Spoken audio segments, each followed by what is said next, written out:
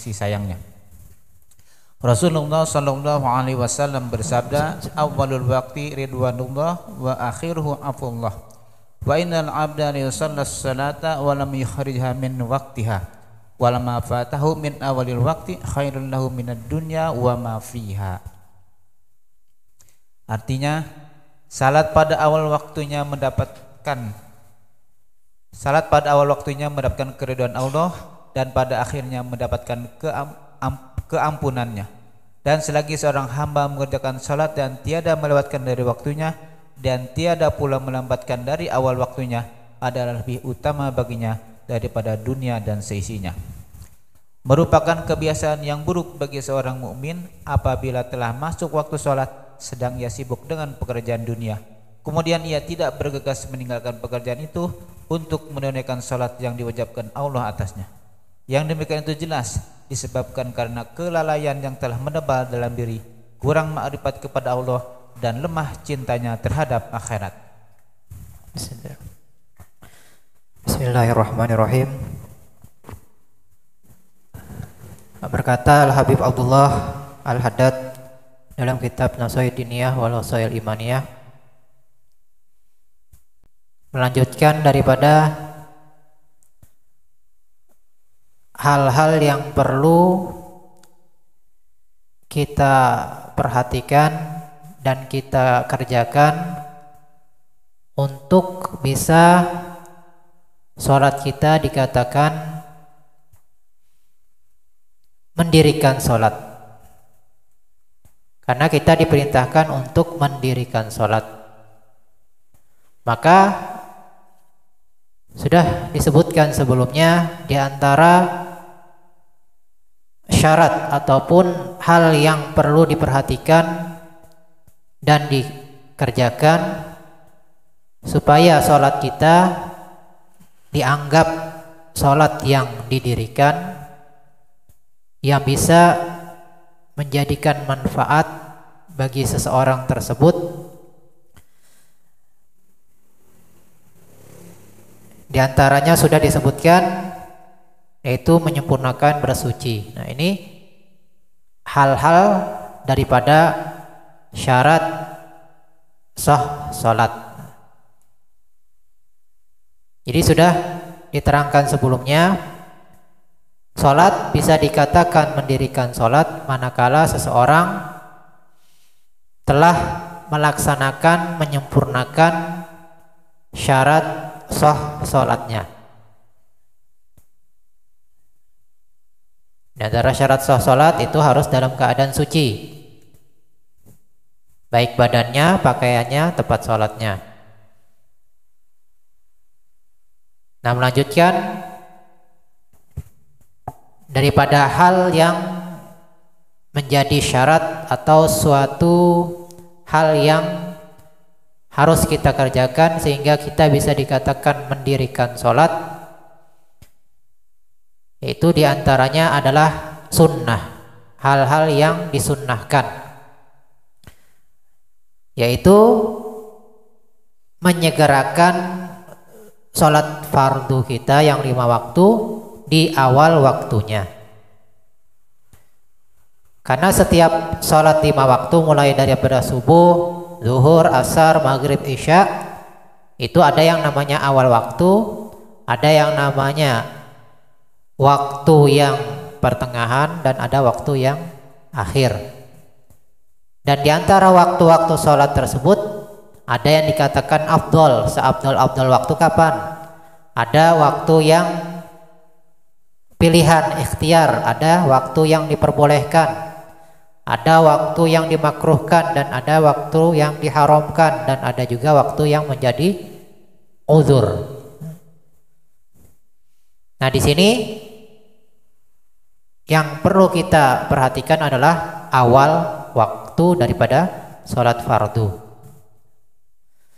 Jadi kita perlu mengetahui kapan awal waktu sholat yang 5 waktu tersebut, mulai daripada subuh dan yang lain daripada sholat subuh, itu perlu kita ketahui. Jangan juga terlalu awal sehingga belum masuk waktunya sudah kita kerjakan. Nah, ini jadi nggak sah sholatnya. Jadi harus diperhatikan kapan awal waktunya, sesuai dengan mazhab Imam Syafi'i yang kita ketahui. Jadi di antara sunnah-sunnah yang harus kita perhatikan adalah senantiasa memelihara dan menegakkan sholat di awal waktunya. Jadi kita usahakan untuk sholat di awal waktu, mulai daripada subuh. Subuh awal waktunya adalah terbit fajar yang sodik. Tanda-tandanya apa? Kalau kita lihat di langit itu sudah terang, sudah ada terangnya.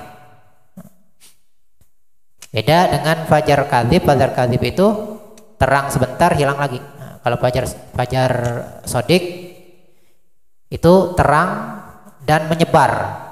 Kalau fajar kadzib itu terang memanjang seperti ekor serigala katanya. Ini terangnya itu memancar. Nah, itu awal waktu sholat subuh. Jadi mulai masuk waktu tersebut dikatakan kita mendirikan sholat di awal waktu. Jadi manakala awal waktu tersebut kita sudah mempersiapkan dan memulai daripada hal-hal yang berkaitan dengan sholat subuh. Sekalipun misalnya anggap awal waktu subuh jam berapa, misalnya jam 4.40 misal, jam 4.40. Sekalipun misalnya kita melaksanakannya jam 5:15 misalnya, itu bisa masih dianggap awal waktu selama dia melakukan hal-hal yang ada kaitannya dengan sholat fardu tersebut. Di antaranya apa? Menunggu sholat berjamaah. Jadi dia bersiap dengan wudhu, mengambil wudhu, berpakaian, mendatangi masjid misalnya, kemudian membaca zikir-zikir, amalan-amalan yang dia kerjakan sebelum melaksanakan sholat fardu subuh dan menunggu sholat berjamaah. Nah, itu sudah atau dianggap sholat di awal waktu, sekalipun tidak persis di awal waktunya, tetapi dia sudah mengerjakan hal-hal yang berkaitan dengan sholat fardu tersebut.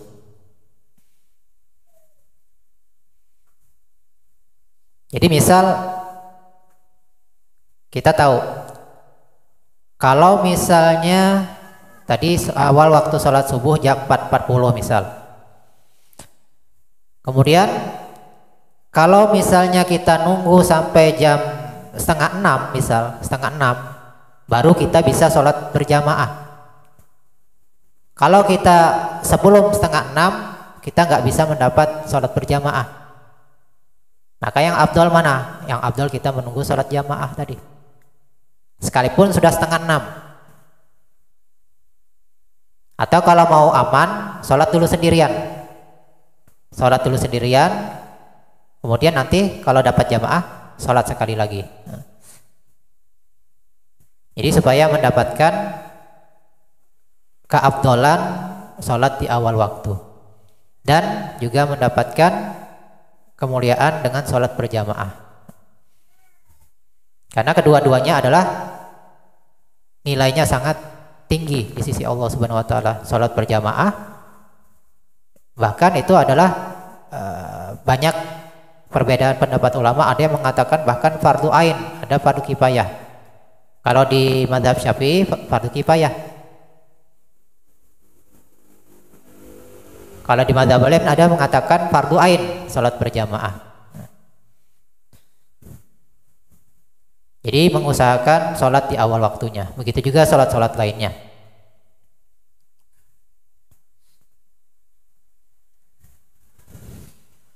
Ya, demikian itu membuktikan kecintaan Allah terhadap dirinya.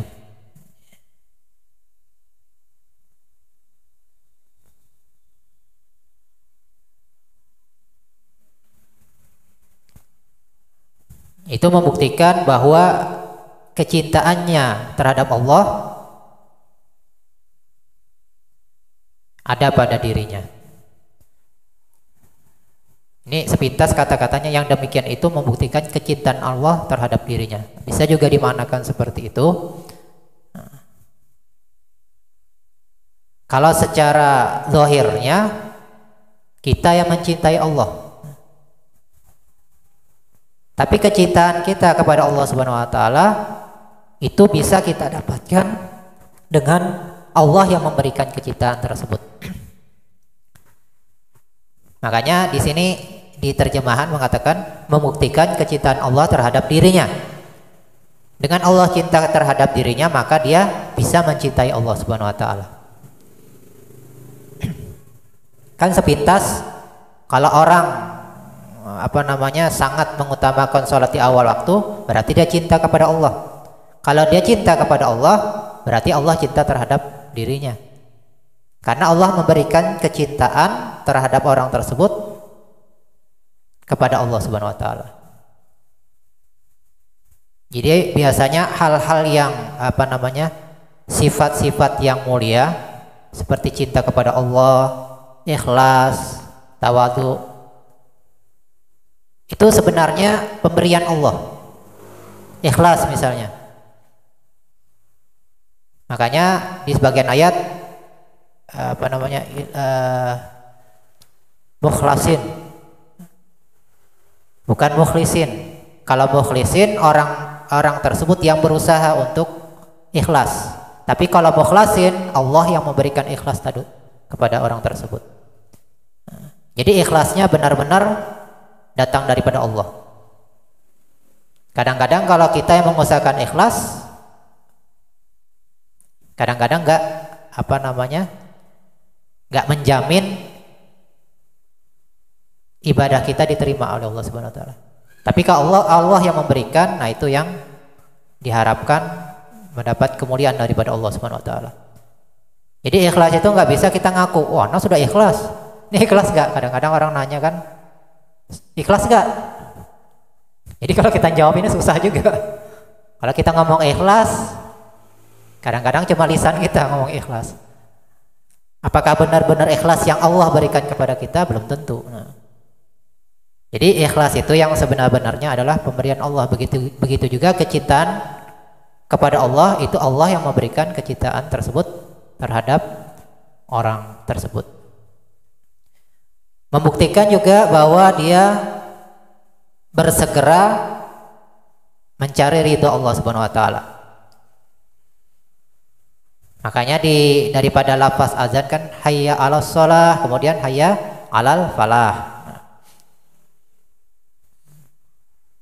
Tadi dimaknakan guru kita, makna falah diantaranya apa tadi? Berarti kalau orang bersegera untuk melaksanakan sholat, berarti dia mencari al-falah tadi, mencari keberuntungan di sisi Allah Subhanahu wa taala.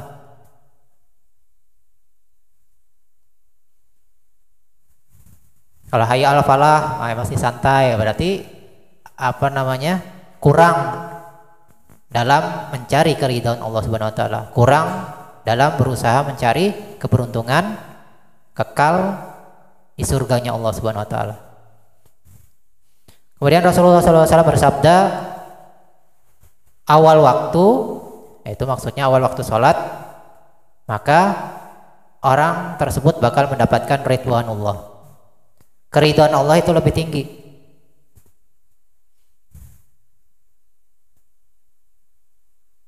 Ibarat seseorang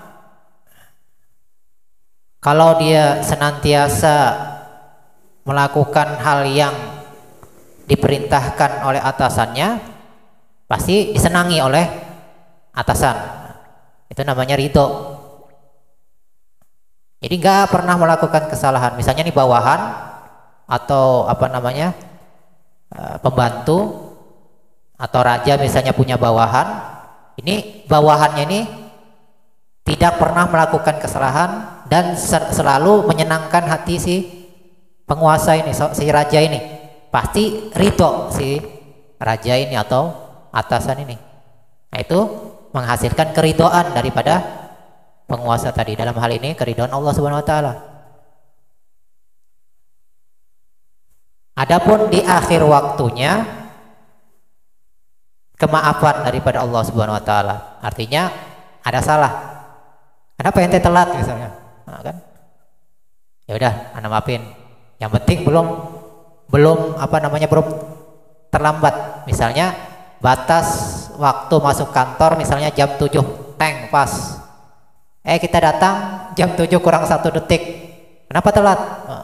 Ya udah masuk. Di akhir waktu dia. Artinya masih dimaafkan. Masih ada maaf daripada Allah Subhanahu wa taala. Jadi masih di akhir waktu itu masih mendapat maaf. Artinya itu masih mengandung kesalahan. Jadi kalau kita mengakhirkan tanpa ada usaha kita untuk melakukan hal-hal yang berkaitan dengan sholat, itu dinamakan mengakhirkan sholat. Ntar dulu lah gini. Jadi yang dia lakukan dari awal waktu tadi sampai dia melakukan sholat di akhir waktu nggak ada kaitannya dengan sholat.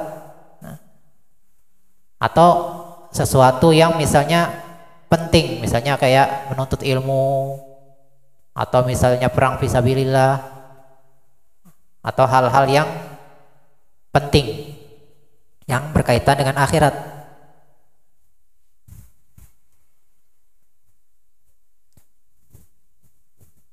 Nah, kemudian yang juga sering kita ingatkan dan kita dapatkan dari guru-guru kita, kalau misalnya masuk awal waktu azan misalnya, kita kemungkinan nggak bisa melaksanakan di awal waktu. Kita masih di kendaraan misalnya. Azan misalnya asar lah misalnya. Rumah kita misalnya di Juwata, kita masih di Sebengkok misalnya. Ini perjalanan mungkin setengah jam lah, anggaplah setengah jam. Apalagi misalnya maghrib setengah jam, ini sudah mepet, sudah bisa akhir waktu. Jadi kita niat untuk melaksanakan sholat maghrib di waktunya. Jadi kita ketika masuk awal waktu daripada waktu sholat yang wajib fardu, kalau kita nggak bisa melakukan hal-hal yang berkaitan dengan sholat tadi, seperti wudhu, ngambil pakaian, kemudian menuju masjid, kita harus niat. Ya Allah, aku niat untuk melaksanakan sholat maghrib ini di waktunya. Jadi itu, supaya kita terhindar daripada melalaikan waktu sholat.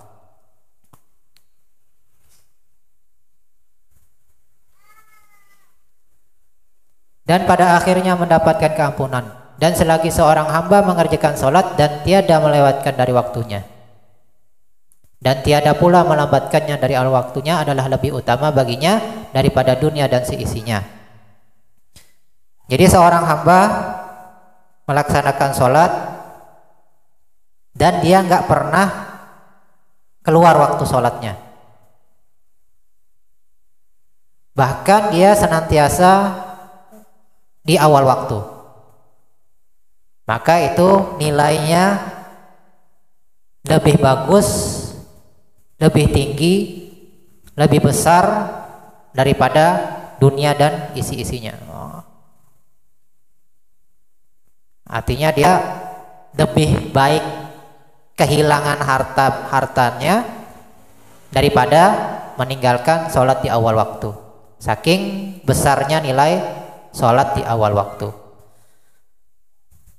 Dan merupakan suatu yang jelek, suatu yang tidak baik, seorang yang mengaku beriman tetapi ketika masuk waktu sholat dia masih sibuk dengan pekerjaan dunia dan tidak ada niat untuk melaksanakan sholat di waktunya tadi, dan dia tidak berusaha untuk meninggalkan pekerjaan itu. Ini ditambah. Jadi misal nih, kita masih ada kesibukan, ini nggak bisa melepaskan, sudah masuk awal waktu. Nah di sini terus dia masih santai aja, bukan dia bersegera. Wah, ini supaya cepat selesai urusan nih, nggak diusahakannya.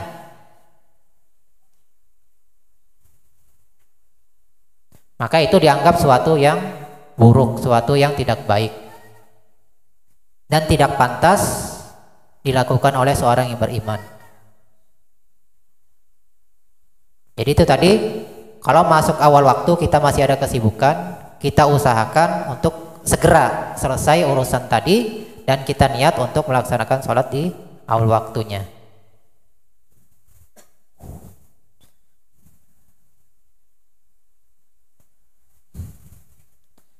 Dan itu juga menunjukkan bahwa seseorang tersebut kurang makrifatnya dengan Allah Subhanahu wa taala.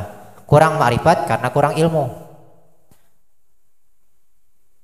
Dan kurang kecintaannya terhadap akhirat. Artinya dia lebih cenderung mementingkan dunianya. Nah, itulah yang hal-hal yang perlu kita perhatikan dan kita amalkan, yaitu menyegerakan sholat di awal waktunya supaya sholat kita dianggap adalah sholat yang didirikan, sholat yang dilaksanakan, yang dianjurkan daripada Nabi kita SAW, untuk bisa dianggap sholat tersebut sholat yang sempurna. Mudah-mudahan Allah Subhanahu wa taala memberikan kepada kita pahaman, memberikan kepada kita ilmu yang bermanfaat, memberikan kepada kita pengamalan daripada ilmu-ilmu kita, dan bisa mendapatkan manfaat daripada ilmu-ilmu kita baik di dunia dan di akhirat, dan menyampaikan kita kepada husnul khatimah. Amin ya rabbal alamin. Itu dulu yang bisa disampaikan, kurang lebih mohon maaf. Wal afu minkum wallahu subhanahu wa ta'ala alam. La ilaha illallah al-mawjud fi kulli zaman. La